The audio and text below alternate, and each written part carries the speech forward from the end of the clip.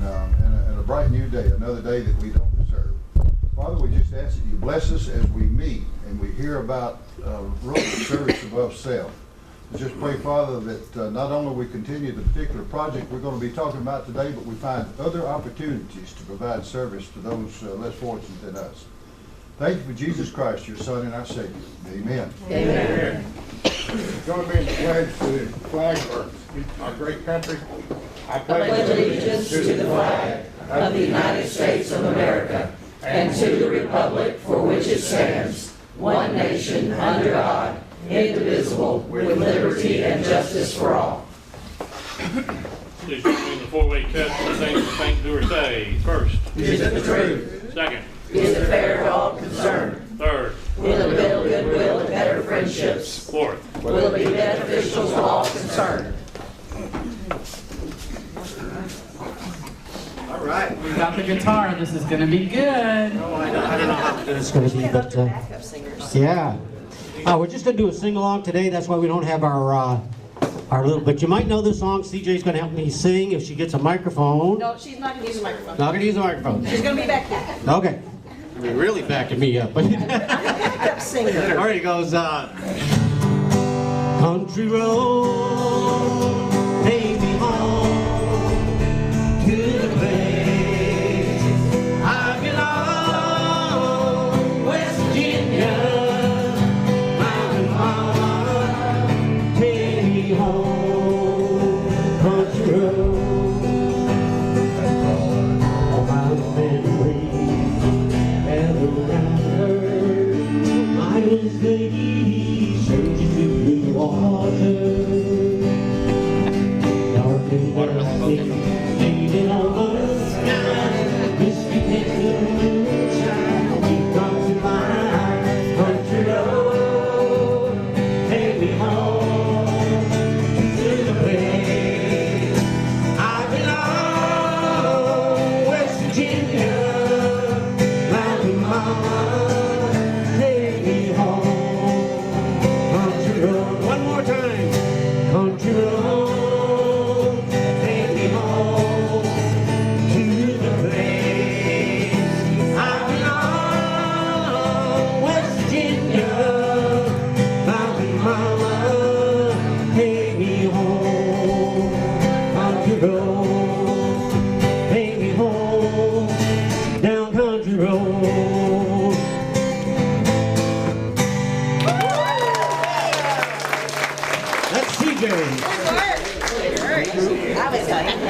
That was some serious backup singing there, CJ. She did it in the microphone. Should have done the microphone. There was also an astonishing number of people singing only the chorus. Okay, today we have our awesome snowbird, Bernadette Durkin from the Detroit, Michigan Club. Yay! We have several Rotarians with guests today, which we love. And Tracy Fenton, would you please tell us who you have, like we don't know who she is? Okay. Well, number one, we have Eleanor Hill, my daughter, for anyone who doesn't know. And we also have another visitor that didn't get on your list. We have Ashley, who's come here to find out more about our Rotary. Yeah. We love it. Thank you for being here, Ashley. She's new to the area. And Karen, I think, is not here, but she does have a visitor. I think we all know and love him. This is Mark Hutchins. He might be running for something, not sure. Tammy Schaefer has, well, I waited till you took the bite. So. I have my friend, Melissa Daniels Jones, and I hope to become a Rotarian too. We're going to see, but we'd love to have her here, and I thank y'all for having her. Yes, thank you. Thank you for being here. The Hunt County Tax Office. I didn't know. There you go. Let's get on to Happy Bucks, because I bet we have some happy people in here today. We do have some happy people here today. David, I really enjoyed the song service. You do a terrific job. Thank you. Thank you. It's a lot of fun. Tracy, I know you got something to say. I'm just happy. No. She always says something. Fooled me on that one. Well, I have to say something. This is about the auction, y'all. It's fast approaching. We actually have like 14 days. That's to get your items turned in. Monday will be the last day, the 24th, I think. Hopefully y'all get them all in by then so we can get things wrapped up. So remember, you guys are down to 2 weeks. Sell your chili tickets and get some auction items. We don't seem to be having as many turned in as we normally do. So get to hustling, y'all. All right. Back here. I'm happy. Everybody's happy at this table? Oh, Gloria. I don't have anything to say, I just wanted. All right. She let me touch your money, so I'm happy to. Okay, here we go. Bill is first. I saw that hand first. Okay. Well, I don't read very well, and I didn't realize that I was supposed to be a greeter today. And I got here late, so I'm here standing up to welcome all of you to Greenville, Rotarian. Thank you for coming. You need to get the dollar. Okay, so some more here. All right. David? I'm happy because I saw something real funny this morning. Right at daylight, I get up early and I'll go outside and I look out and there's a flock of ducks flying over and all of them got a Walmart bag over their head and they're trying to keep from drowning. All right, I'm going to move around this way. Oh. Go ahead. No, keep that, keep it. Oh, sorry. All right, he's happy. Thank you, John. I'm happy to be back. Beth and I visited our son and family up in Fort Collins last week, and the weather forecast and traffic report is outstanding. We have a rock slide in Gulf Creek. You can't get through there. Road closed 2 days. We got 2 highways shut down for pending avalanches, and besides that, everybody's happy. There we go. Gary? Well, I got my happy bug here because the guy that brought me into Rotary over 16 years ago is here today, and I'm happy for Steve Ramsey being here.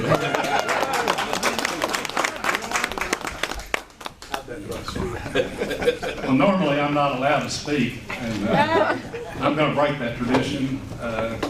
The song that you sang brings tears to my eyes. I grew up in West Virginia.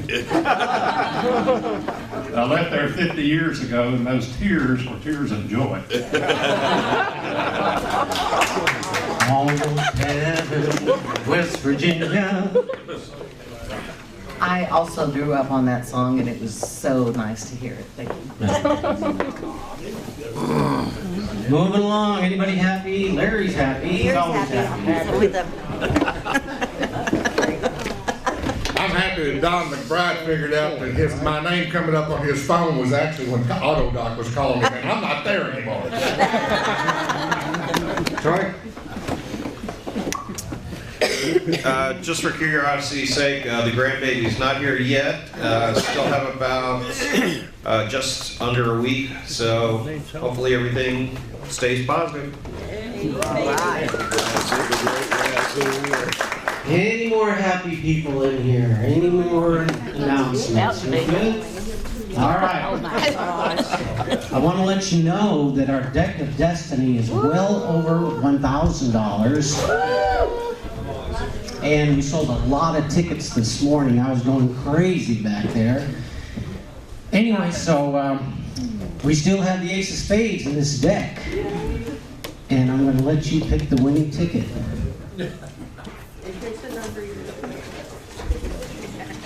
I'm the preliminary ticket. Read the numbers slowly.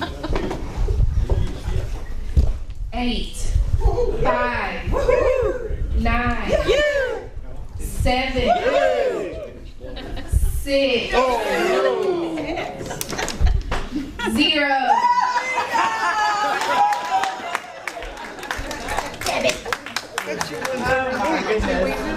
Make a rooster crow. And she only has 3 tickets.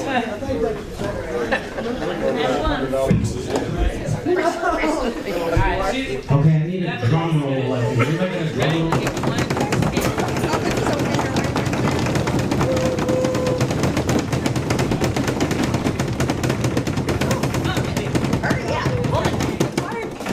Oh my gosh, you guys, it's the ace of diamonds. It's an ace. I'm going to show you how many tickets or how many cards are left. So next week, bring your wallet. And I'm gonna miss it for 3 weeks. It's in there, I saw it.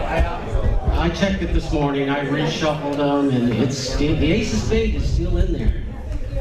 Okay, we're gonna go ahead and move on. I would like to invite Scott Cornod up here. You're doing your 3-minute speech today, correct? So we're about to learn all about Scott, at least in the next 3 minutes. That's what you're limited to, okay? You will see me cutting you off, trust me. Raise your hand a little bit.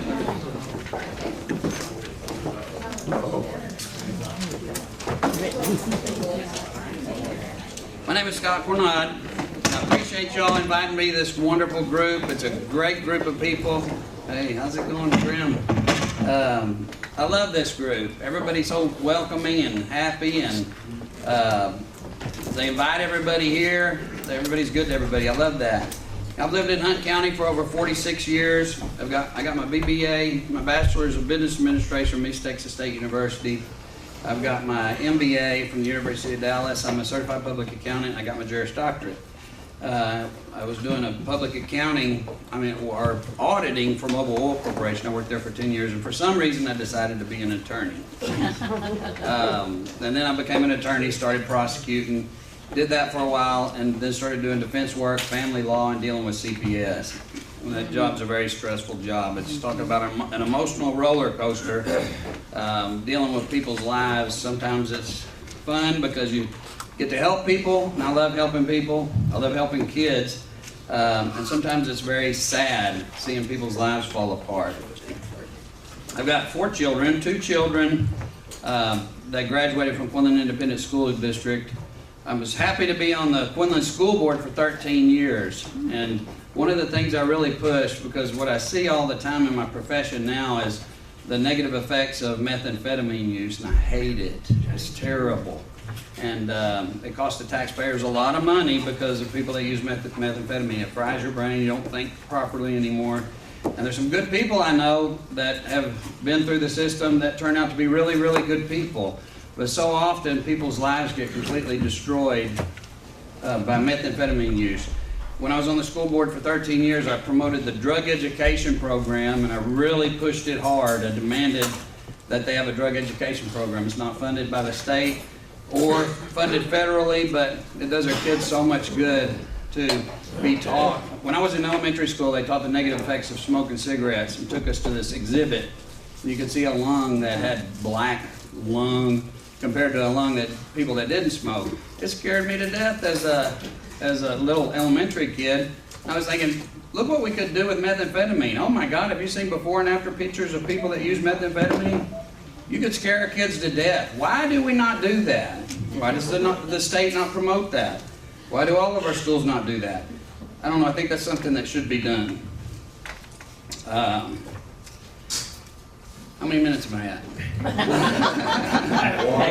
2, all right, good. Yeah. Okay. You got 16 seconds. Okay, good. 16, 15. Thank you so much for having me here. I appreciate you and appreciate you all welcoming me in, and I thank my wife, Kendall Cornod, who has been my right-hand man through everything I've done. I couldn't have done what I've done these past couple of years without her. Thank you.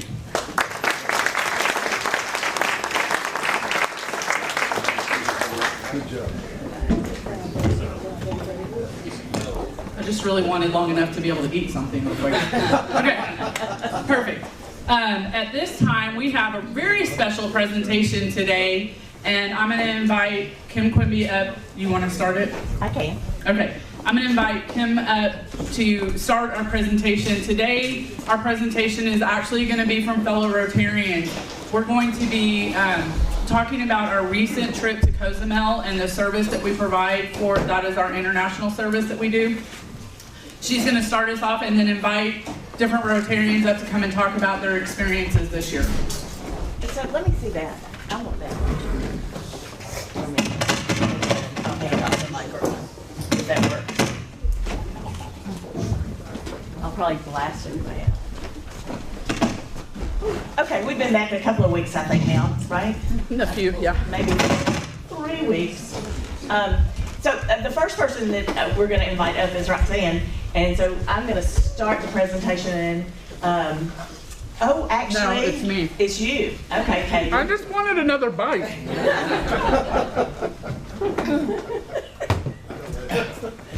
Okay, sorry. I'll hit you out. Okay, you want me to talk about? You talk about the meeting? what's on there, and I'll move on.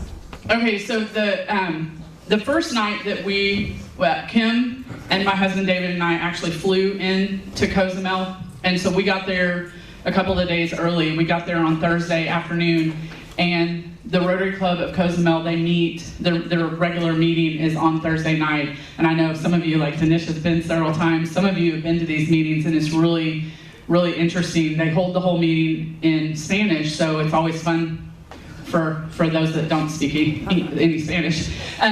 But they actually, this year, had interpreters for each of us. And so we were able to understand. And normally, from what Kim and some of the other Rotarians have said, they have it's almost like a board meeting every time that they meet. But this was a very special opportunity for us because they had a speaker come who's written a book and spoke about the entire history of the island all the way back to the Mayan culture. And so that was very interesting. And of course, they gave us Ernesto gave from president to president the Cozumel flag for the club. What else do you want me to say? That's good. Okay. Little did we know, Kim and I, that we should have known because we know Ernesto by now, right? But the next morning, Ernesto had us up and Adam at 8:30 in the morning. And the first thing he did is ask us, he had asked us ahead of time if we would be willing to go to a radio station. That's the only one he asked us about. He just kidnapped us for the rest of the day from that point forward. But early in the morning, we were actually on a radio station, and this was really super cool. We had interpreters that were helping us this whole time, but they talked about what the Greenville Club does for the island of Cozumel. So they talked about our service project, they talked about the partnership and the relationship that we have with the Cozumel Club and the fact that we are more like sister clubs and that we come every year. And so they really wanted to spread the word about how much involvement that the Greenville Club has down there in Cozumel. One of the things that Ernesto asked me to do, so for those of you that don't know my background, I actually have an undergraduate degree in education. Why are you moving me? Oh, okay. An undergraduate degree in education with a specialty in special education, and Ernesto knew that. And so several months ago, he asked me, would I be willing to come up with some kind of game or something that we could bring down to Cozumel and leave there for the kids. And all of these kids in camp school have some kind of sensory disorder. Some of them are autistic, some of them are blind. So one of the things I thought, well, what could I do that I could get on an airplane that's something that we could do in a short amount of time? And so I came up with these boxes that I actually brought paints down and told them they could paint the boxes, so I left them unpainted. But I cut holes in them and then put like black felt over it, so they reach in and they can feel an object in the inside and try to guess what it is. And I had a fun day at Hobby Lobby just getting all kinds of stuff that was tactile, whether it was feathers or little toys or squishy balls or something, and put them in there and let each kid, they lined up and they felt it, and then at the end we revealed what it was and they were so excited. And in fact, the most interesting one, some of the Rotarians in here are gonna get this. Gina was actually at the box that had the Mardi Gras beads, and as soon as I revealed that, she grabbed that Mardi Gras bead, put those on, and that was it for the Mardi Gras beads. She was done. So then right after that, he took us actually on an entire tour of the island. We went all the way around the island. We went to the north side where normally a lot of tourists don't go necessarily. There's no hotels over there. It's strictly there for the purpose of the turtles, and they're really keeping it like a sanctuary for that. But we got to go to the Mayan ruins, which was really neat, and it was hot, and there's mosquitoes the size of my hand. But it was really cool. We had heard the night before about the history of the Mayans and how important Cozumel is actually they do a pilgrimage. Still to this day, Mayans are required to do a pilgrimage to Cozumel. So this is, and it was all a female-oriented, it was a matriarchal society on the island, as far as this was one of the gods that they were coming to the temples for, was a female. So this was really cool to kind of get to see the temples and see all of the ruins there. And then go to the North Beach where the turtles were. So then the next thing that we did, and we were by this point looking at each other like, we don't even look good enough to be on television. We were sweaty, and but that's okay. We were on television. We didn't understand, again, a lot of what was being said, but Isaac and Ernesto were interpreting for us. And the one thing I want to say about this is really the highlight of our entire appearance on this television station, was the gentleman that was doing the interview asked, how can a town of 30,000, or why would a town of 30,000 want to come and help an island of 100,000 people? And both Kim and I looked at each other and we said, it's our heart. That's who we are. That's what we're about. We want to be here and help. So that's what this club is all about, is heart, and that's why we're able to do what we're able to do. You're asleep here. I was asleep there. I don't even remember being there. I do not remember this. By this point, I had not slept most of the night before, and at this point, I finally told Ernesto, I said, take me back. I've got to go to bed. This was actually the next, I guess, project that the Cozumel Club is working on. Is they are working on a diabetes education course, and not just a class, but ways to infiltrate the entire island with information and not just education, but going out and actually doing something, testing people with diabetes, because I think they said 36% or something like that of the people of Cozumel are diabetic. And a lot of those folks don't even know. Yeah, over 50% of those folks don't even know that they are. But because of lack of fresh water on the island, guess what they drink? Cokes all day. Sodas all day. So a lot of them are having issues with that. So this was their next project, big project they're going to tackle, is trying to get education and get testing out there. So this was a facility that they've just started this new program where they're actually going to be testing and doing education and dietary counseling for individuals of Cozumel. And while we were there, this was the kickoff party, and while we were there, an individual did come and was tested and counseled, and he's lost how many pounds? Well, that's why he came, because he lost something like 18 pounds. 18 pounds since Christmas, and this was, third week of January. So this is a big, big deal to these folks, and it's a blessing that they're going to be able to step in and help provide this definitely needed service. Okay. That's it for me. Roxanne? Roxanne, I believe this was your first cruise. Come on up. Wasn't it your first cruise ever? Was it your first cruise? No, it was my first time to go with. Okay, it's just your first time to go with us. Yeah. And so you're going to share with us just a few things about your trip and the feelings and getting to know everybody. Okay, well, first off, the big bag on the ground there, that was Karen Thompson carried that everywhere we went from the time we left Quinlan, is where she met me at my house, and we drove down, and that was filled with little items like little piggy banks and notepads, pens, and things from the bank. And the reason why we had to take some things that, in case they didn't let us, and I didn't understand all this, in case they didn't let us take them into Mexico when we got there. But when we did, they didn't bother us. They let us take all the stuff, and when we gave it, when we handed out to the kids and everything, they just love it.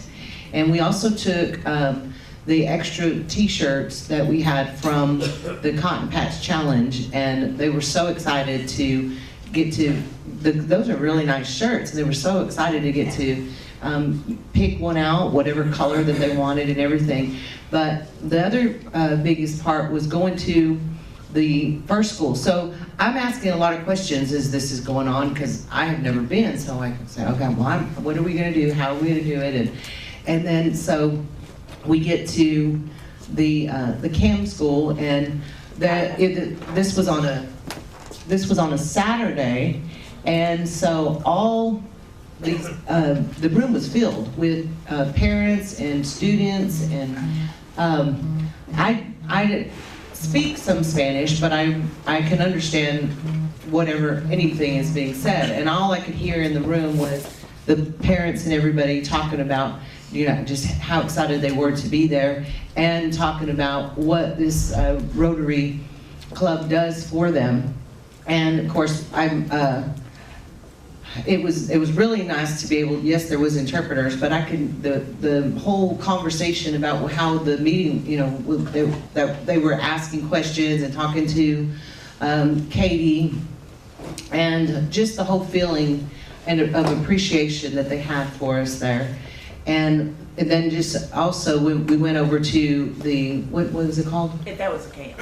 Okay. We went to Cam and then Kayed. Okay, when we went to Kayed and then Cam, yeah. Okay, then the other school was it was just a long building, and there was all these different doors.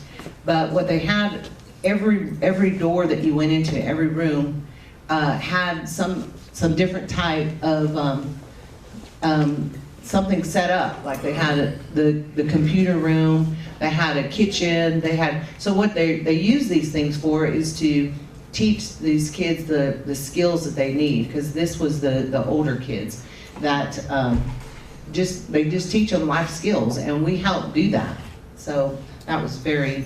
Tell us about what being on the ship itself, on the cruise itself, and being able to fellowship with the other Rotarians. What did that mean to you? Oh, that was a lot of fun. That was a lot of fun. Yeah, don't tell everything that happened on the ship, but. We didn't get to 42, but we did play phase, what was it, phase 10? Yeah. Yes, that was a lot of fun. And yes, just getting to know everybody. Rich back there, and Marlon, and just everybody was just so nice. It was so much fun. Dinners were fun. Just hanging out and talking, getting to know everybody. It was just, and a lot of people know I'm in a lot of different things, but the one thing, there's just something so different about Rotary that I feel like this is everybody's family. So just got to, I know that I have friendships for the rest of my life. So thank you.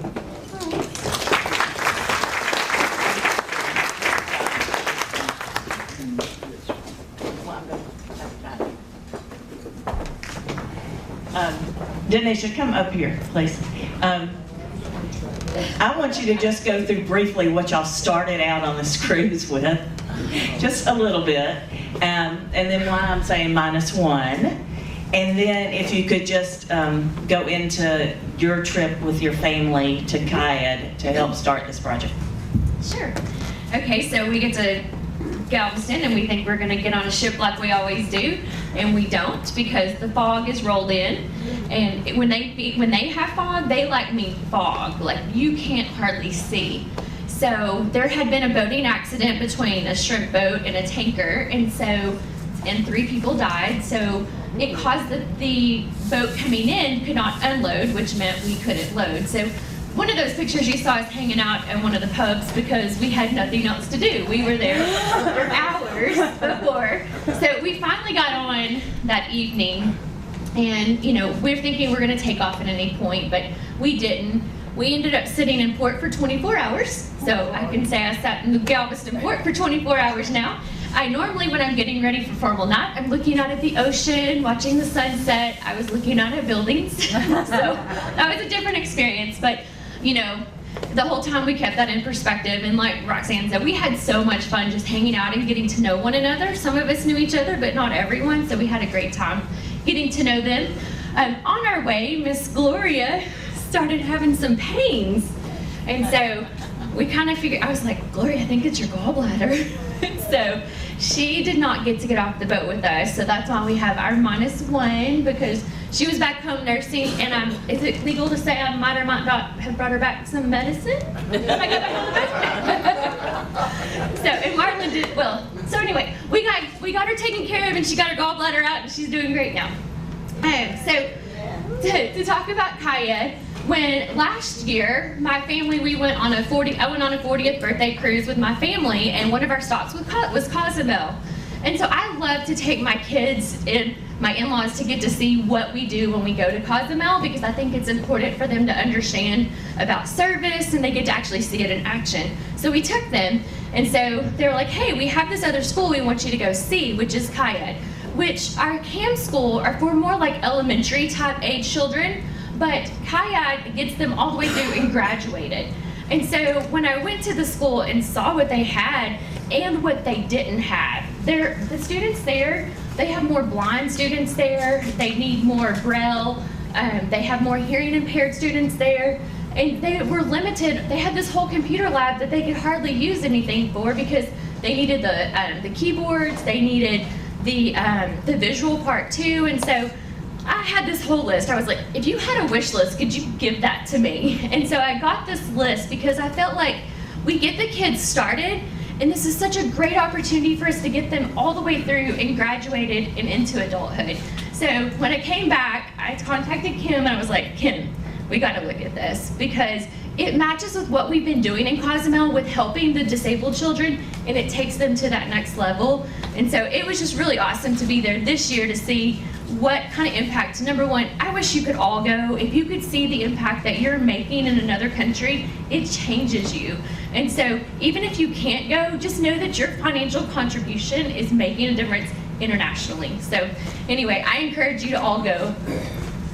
Thank you.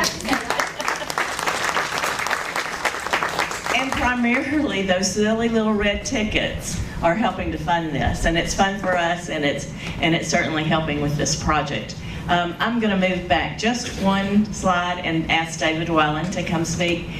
You can see David and I having an intimate conversation right here. I am in tears while he's telling me this story, so I'm going to let him share the story We're all with going to be you in guys. tears in a minute. We've gone on all the trips except the first two. The first two were on Valentine's Day, and we've got a granddaughter's birthday on Valentine's Day, so we weren't about to leave the country. So we missed the first two, but Annette and I have been on all the rest of them. And we've been to 4 of the Rotary Club meetings. Very, very nice, very gracious folks.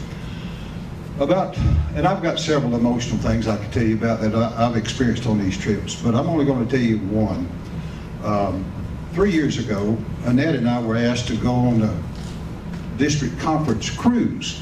There were approximately 300 Rotarians from District 5810 that went on a cruise. We went to Cozumel, we went to Jamaica, and somewhere else, Cayman Islands maybe, I can't recall, doesn't matter. But in preparation for that trip, I made, trying to gather up things to take to the folks at Cozumel, I made 3 different trips to Baylor. And I contacted the folks that give away their used equipment. And I made 3 different trips and gathered up 6 wheelchairs and some other stuff. And so we took 6 wheelchairs with us. And the way we did it, we put people in them. These were good serviceable wheelchairs, and rolled them on, and those who were checking us in thought that the people sitting in the chairs needed them for transportation. So that's how we got them on the ship. And, Hey, Rich, do you have any? and the district governor had a suite on the ship, and he stored all 6 wheelchairs in his suite. He had plenty of room. And so when we got to Cozumel, we put the same 6 people back in the wheelchairs and rolled them off. And then, you know, we kind of forgot to pay the import tax on those things. But anyway, that's how we got them there. And they were given to some needy people. We let them choose who they were going to be given to. But I got involved with a young man. You see him right there in that wheelchair. This is a recent picture. I don't have a picture of 3 years ago. He didn't look that good. He was disheveled, long hair, hadn't shaved in a long time. His clothes were pretty smelly. But I picked that man up in my arms. He probably weighed 75, 80 pounds, and put him in a wheelchair. Now the wheelchair was used. Baylor thought it was used so much they didn't want it on their floors, but it looked new to him. You ought to have seen what he wrote up on. They had made additional spokes out of wire to hold the wheel together to keep it from collapsing. It was, the wheels, I saw him roll him up, and it was just wobbling. It was terrible. I picked him up, put him in that wheelchair, and he was emotional, and I was too. You get to see what your work produces. Well, so we fast forward 3 years to January this year. I looked up, and there he was in the same wheelchair that I put him in from 3 years ago. And I went over to make sure that it was him. And I asked Ernesto, I said, is that the man I put in that wheelchair? He said, yes, that's him. You need to speak to him. So I went up to him. Roxanne, I don't know Spanish, but I know what amigo means. He said, mi amigo. Excuse me. And we hugged. And he got emotional, and I did too. Well, see, 3 years ago, I thought that he had been disabled his whole life and just assumed that. That was not true. He suffers from a diving accident. He was a commercial diver in Cozumel. He dived too deep, stayed too long, has brain injuries, and that's why he no longer walks. That's what it did to him. But you look at him now, he's had a fresh haircut, he's clean shaven, his clothes were clean, and he's attending the kayak school, trying to get his high school education over with so he can get a meaningful job. The wheelchair made a difference in this man's life. That's right. That's what it is. And that, ladies and gentlemen, is service above self. Thank you, David. Y'all had to hear that. We got a grant and we did the computer lab as requested. I had been over there once. Denisha had been there once. They were quite insistent that this needed to happen, and we can see why. Katie is going to go back to Kayad for their graduation this year. She's already made her reservations. She's going to go and celebrate with the Kayad school with graduating kids. We only have about 6 more minutes, but I would like Rich to come up and say what this trip meant to him, and just say a little bit about our visit to the Red Cross, if you don't mind, and the hyperbaric chamber.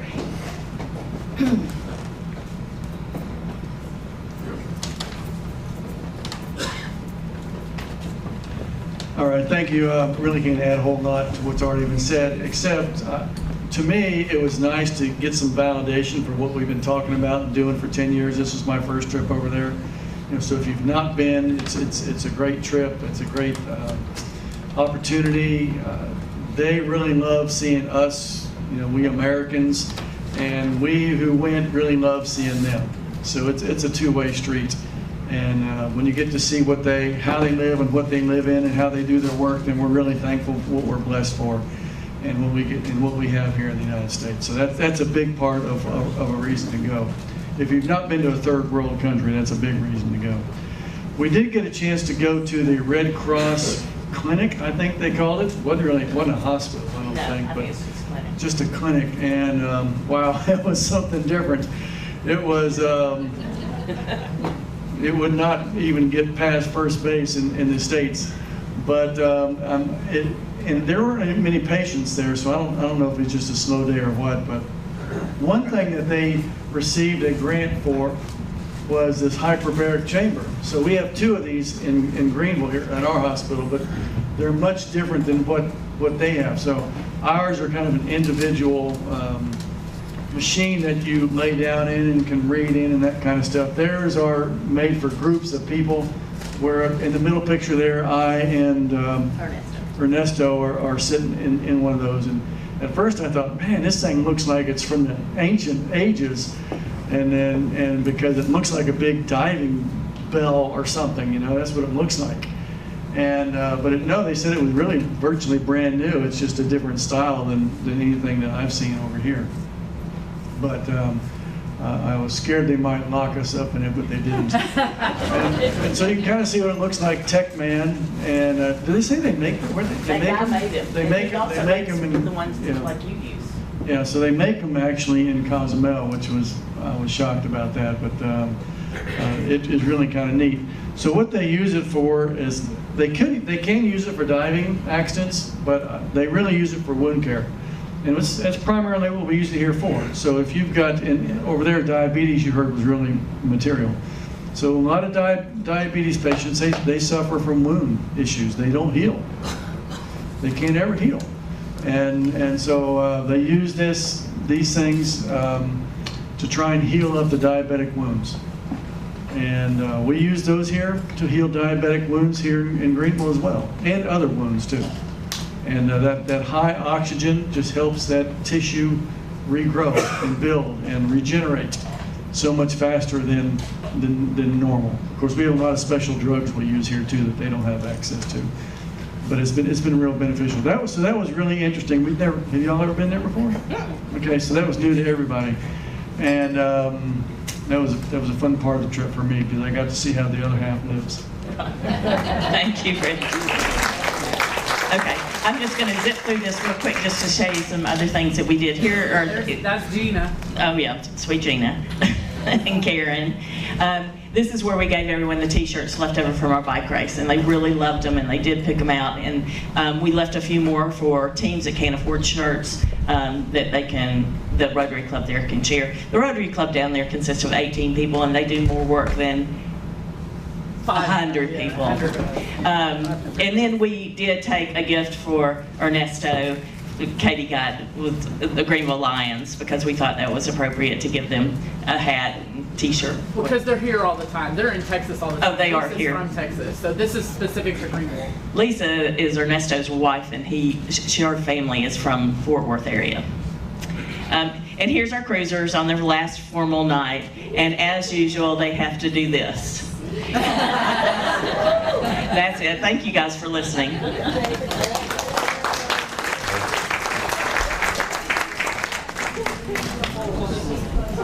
Okay, does anybody have anything else That was very good. to say about CAM, CAID, our international service, or any other information? Everybody's putting their coats and hats on. That's Rotary for today. Cleanup crew, please stay and help with cleanup. We're going to need some additional help today.